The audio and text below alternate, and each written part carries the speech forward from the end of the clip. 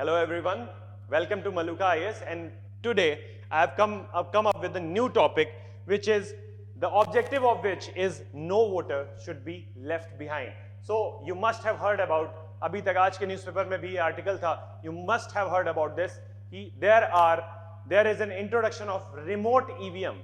What are these remote EVM और इनकी characteristics क्या होंगी, इनके बारे में हम बात करेंगे। और ये कहाँ तक एडल्ट फ्रेंचाइजी जो हमें मिला हुआ है, कॉन्स्टिट्यूशनल राइट है हमारा, ठीक है, उस राइट को किस तरह से पूरे कंट्री वाइड फैलाने में मदद करेंगे और हमारा वोटर टर्नआउट किस तरह से इसके लिए बढ़ पाएगा। What is remote EVM? कई सारे लोग अपने स्टेट, अपने डिस्ट्रिक्ट्स को छोड़कर बाहर चले जाते हैं। They are called migrants. They can be labourers, they can be service professionals, they can be business professionals, but वो सारे के सारे आते हैं माइग्रेंट्स के अंडर में, और वो माइग्रेंट्स को वोट कास्ट करने में बड़ी परेशानी होती है। उनको अपने घर तक ट्रैवल करना होता है, हो सकता है ट्रैवल बंद हो, चोक्ड अप हो, तो वो ट्रैवल करके आ ना पाए, वो वोट कास्ट ना कर पाए। इसके लिए गवर्नमेंट ने किया है नया प्रबंध, नया मैनेजमेंट, जिससे कि वो सभी के सभी लोग वोट कास्ट कर पाए। तो इलेक्शन कमीशन ऑफ इंडिया का जो ऑब्जेक्टिव है कि no voter should be left behind because of travel से रिलेटेड प्रॉब्लम्स, किसी भी तरीके की प्रॉब्लम नहीं होनी चाहिए। सो ज्यादा से ज्यादा लोग शो अप हो, ज्यादा से ज्यादा वोटर टर्नआउट हो, और जितना ज्यादा वोटर टर्नआउट बढ़ेगा उतना अच्छा मैंडेट आएगा जनता का कि हमें क्या चाहिए। Remote voting for migrant workers. The election commission of India announced the development of a prototype of multi constituency remote electronic voting machine. Multi constituency remote electronic voting machine, आपने जरूर सुना होगा इलेक्ट्रॉनिक वोटिंग मशीन के बारे में। Electronic voting machine में जाकर आपने वोट भी किया होगा, but what is this multi constituency electronic voting machine? तो multi constituency electronic voting machine की खासियत क्या है? Multi constituency electronic voting machine की सबसे बड़ी खासियत है इसका डायनेमिकनेस, इसका डायनेमिक बैलेट, राइट? इसमें एक डायनेमिक बैलेट होगा कि अगर आप किसी भी बूथ में गए, पोलिंग बूथ में, और वहां पर जाकर के आपने अपना कॉन्स्टिट्यूएंसी का कार्ड दिखाया, लाइक आप तमिलनाडु के रहने वाले हैं, आपको तमिलनाडु में वोट कास्ट करना चाहिए, but because of the service issues, because of the employment issues आपको दिल्ली में आना पड़ा, और आप दिल्ली में गए हो, बट तमिलनाडु में इलेक्शन है, तो आपको तमिलनाडु जाने की जरूरत नहीं है, आप दिल्ली में ही अपना वोट कास्ट कर सकते हो। You have to carry your identity card, the voter identity card, और उस वोटर आइडेंटिटी कार्ड को लेकर आप जाइए पोलिंग बूथ पर। There you will show your identity card and machine में ये रखा जाएगा, और मशीन इसको आइडेंटिफाई करेगी। और तमिलनाडु में चल रहे इलेक्शंस जो हैं, तमिलनाडु में चल रहे इलेक्शंस को में जो आपकी कॉन्स्टिट्यूएंसी की लिस्ट होगी कैंडिडेट्स की, वो आ जाएगी, and you can that will look like EVM only. तो वो क्या होगी? Multi constituency. उसी सिस्टम में मल्टी कॉन्स्टिट्यूएंसी लिस्ट आएगी, ठीक है? वहीं पर आप केरला के भी वोट डाल सकते हो, वहीं पर आप आंध्रा के भी वोट डाल सकते हो, मतलब आपको दिल्ली से आंध्रा तक ट्रेवल नहीं करना पड़ेगा। This will be of very much convenience for each and every voter. Like I hello from Kanpur and I am living in Delhi, तो ऐसा हो सकता है कि आने वाले लोकसभा इलेक्शन में मैं कानपुर तक ट्रेवल ना कर पाऊं, तो मेरे पास एक सुविधा है कि मैं दिल्ली के ही किसी पोलिंग बूथ में जाकर कानपुर की कॉन्स्टिट्यूएंसी में जितने भी इलेक्टोरल कैंडिडेट्स खड़े हो रहे हैं उनको वोट कर सकूं through that dynamic ballot thing. The dynamic ballot thing. Dynamic ballot is not like, it is not only limited to your constituency, जहां पर आप both booth तक ये limited नहीं है, यहां पर सारे के सारे booths का access है, तो it will be an integrated project. To enable remote voting by migrant voters, the machine can handle multiple constituencies from one remote booth. So both will be remote. booth हो सकता है कि दिल्ली में हो, और वोट कहां पर कास्ट होगा? कानपुर में। ECI plans to implement this as a pilot basis in the assembly elections in 9 states in 2023. अगर असेंबली इलेक्शंस में इसके प्रॉमिसिंग रिजल्ट्स आते हैं तो हमें यही सुविधा देखने को मिलेगी लोकसभा इलेक्शंस में भी, which is going to be held in 2024. As per the 2011 census, there are nearly 45 crores of migrant workers, which is approximately 37% of the country's population. और ये 45 करोड़ लोगों का मैंडेट किसी को पता ही नहीं है, because they are unable, most of them are unable to cast vote because of the travel issues. Then we have some statistics about the voter turnout as well. The voter turnout in general elections of 2019 was only 67.4%. 67.4% मतलब 32.6% are left behind. We don't care about them, right? तो इसी परेशानी को दूर करने के लिए government is coming up with the new plan of introducing remote EVMs. And the Election Commission is concerned about the issue of over 30 crore electors not exercising their franchise. Between 2009 and 19, registered voters increased by almost 20 crores to 91.2 crores.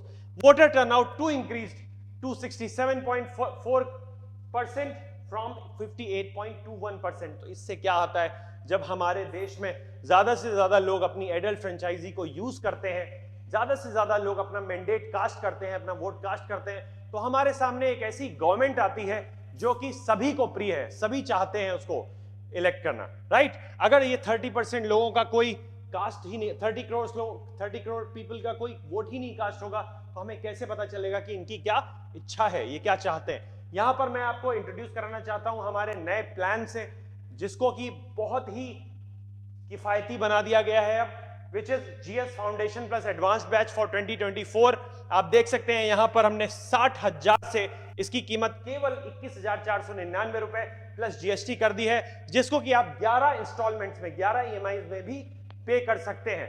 तो UPSC preparation is becoming very easy for you to take advantage of this situation. Then what is the problem? The problem is migration based disenfranchisement. While registered voters do not end up voting for a variety of reasons. What are these reasons? Domestic migration is a major contributor to the Indian context. सबसे बड़ा जो इसमें reason है is domestic migration. It can be interstate, मतलब हो सकता है मैं यूपी से दिल्ली आ गया, हो सकता है मैं यूपी में कानपुर में रहता और शाहजहां कानपुर का रहने वाला था और शाहजहांपुर में मेरा जॉब होता, तो that should be intrastate. That should be called intrastate. Migration can be driven by a variety of different regions, from marriage to natural disaster to employment. जैसा कि हम देख रहे हैं, the climate is changing, disasters are coming, तो बहुत सारे लोग disasters की वजह से migrate करते हैं. Your marital home is somewhere else, तो आप marital home में चले जाने की वजह से अधिकतर ये wives के साथ होता है, ladies के साथ होता है.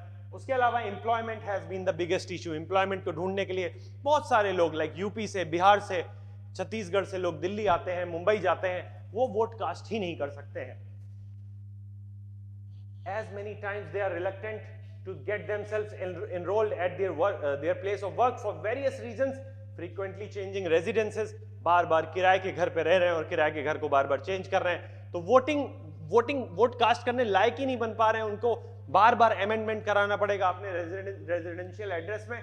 There has been not enough social और इमोशनल कनेक्ट, उस एरिया से उनको कोई कनेक्ट ही नहीं है, वो अपना प्रतिनिधि चुनना ही नहीं चाहते हैं उस रीजन का, तो इसलिए वो अपना वोट कास्ट नहीं करते हैं, ना ही वो अपना वोटिंग कार्ड बनवाते हैं नया.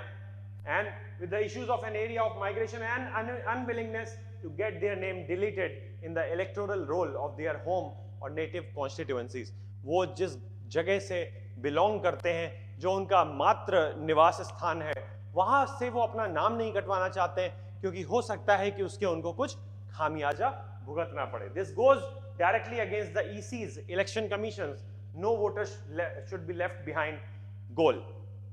What is the proposed solution for this? The Election Commission formed a committee का formation किया गया of officers on domestic migrants, which submitted a report in 2016 after considering various possible solutions such as internet voting, proxy voting, early voting, postal ballots for migrant workers. तो इसमें तो interstate के साथ international voters को भी include किया गया था, बट दिक्कत यह है कि यहां पर राइट टू प्राइवेसी हर्ट हो सकता है कि मैंने किसी को वोट दिया और मैंने जिस हैंडल के थ्रू दिया, अगर उसका वो पब्लिकली एक्सेस हो गया या किसी ने उसको हैक कर लिया, तो their the right to privacy can be hurt, तो उसका भी ध्यान रखना बहुत जरूरी है. However, all of these ideas were rejected due to reasons such as lack of secrecy of the vote, lack of sanctity of one person, one vote principle, and issues of accessibility of unlettered voters. Then the next solution is thus a technological solution was proposed which relies on the creation of a robust electoral roll and identification mechanism to stop duplicate voting and allow voters to vote remotely in a safe and controlled environment. RVM, remote voting remote electoral voting machine is it works on the dynamic ballot unit. जब dynamic ballot होगा तो आप कहीं से भी किसी भी constituency में वोट कास्ट कर सकते हैं. The RVM was developed with the assistance of Bharat Electronics Limited, BEL. इसको जरूर याद रखिएगा, ये बहुत ज्यादा इंपॉर्टेंट हो जाता है इस प्रीलिम्स के लिए. And the Electronics Corporation of India Limited. What is Electronics Corporation of India Limited? Is it a PSU? Is it a state PSU? Is it a central PSU? Or is it a private body? Or is it a organization? तो ये सारी चीजें non governmental organisation, ये सारी की सारी चीजें आपको पता होना चाहिए. It is based on the currently used EVM system. The technology is based on stand-alone non-network systems. मतलब आप अकेले जाकर वहां पर वोट कर सकते हैं. ये non-network system है, इसका किसी को कोई एक्सेस नहीं मिलेगा. They will be set up in remote locations outside the state under similar conditions as current polling booths. So these are like this. जैसे आप polling machine में पहले, so there will be a computer, the system connected with it. तो non-networked होगा पूरी तरह से. What are the legal challenges? Implementation of the model code of conduct, ensuring secrecy of voting, facility of polling agents for identification of voters. All these polling agents will first identify you, then they will let you vote for somebody, right? Process and method of remote voting and counting of votes and other issues. There are problems. Among the laws and rules that would need amendment to implement remote voting are the Representation of Peoples Act, the Conduct of Election. इसके बारे में थोड़ा आपको पता होना चाहिए, RPA के बारे में, Conduct of Election Rules and the Registration of Electors Rules. ये सारी चीजें थोड़ी आपको knowledge होनी चाहिए इसके बारे में. Then comes further legal challenges, which are migrant voter. What are migrant voters? The definition of migrant voter will also need to be reworked, क्योंकि किसी को नहीं पता है कि किसको migrant worker. अगर आप 3 महीने घर से बाहर रहते हैं, फिर 9 महीने घर में आके रहते हैं, बट उसी 3 महीने के बीच में आपको अगर वोट कास्ट करना है, कोई इलेक्शन होल्ड हो गया, तो आप क्या करोगे? You will be considered as a migrant worker और you will be considered as a native people. तो ये प्रॉब्लम्स है, बहुत सारी दिक्कतें आने वाली हैं इसमें. The territorial constituency concept of remote voting and defining remoteness itself, that is an outside constituency, outside district or outside state will need to be dealt with. Then comes what are the administrative challenges? Administrative challenges are enumerating remote voters self-declaration, ensuring secrecy of voting at remote locations, provisions of polling agents at remote voting booths, and ensuring identification of voters to avoid impersonation. The technological challenges are the method of remote voting, पता नहीं किसी को समझ में आए ना आए, या फिर वो उसका मेथड क्या है. The familiarity of the voters with the multi constituency RVM and counting of votes. Some other challenges are, first, migrants are not a uniform and defined class with fluid identities. इसके बारे में आपको already बता चुका हूं. Are all the migrant voters eligible? What is the duration that a migrant has to stay outside of the home to qualify? Right? तो ये सारे technical challenges या फिर other challenges आएंगे. What will be the impact of these things? The impact will be कि हम grass root level पर adult franchise को अप्लाई कर पाएंगे. deepening democracy at grassroots level, it can lead to a social transformation for migrants and connect with their roots, increased voter turnout and ensure participatory election. सभी का participation होगा उसमें. So this was the discussion for remote electronic voting machine. इसमें जितने जैसे development होंगे, we'll come up with new videos on this particular topic. This is very important for polity section. This is very important for prelims section. तो इसको बिल्कुल भी हल्के में मत लीजिएगा. This topic is very important. Interview section में भी अभी रिसेंटली होल्ड होने वाले इंटरव्यूज में भी इसके बारे में सवाल पूछे जा सकते हैं. If you have political science optional, तो आपसे RPA से रिलेटेड भी सवाल पूछे जा सकते हैं. तो बी माइंडफुल एंड लगातार वीडियोस को देखते रहिए. These videos will be very helpful for you. Thank you so much.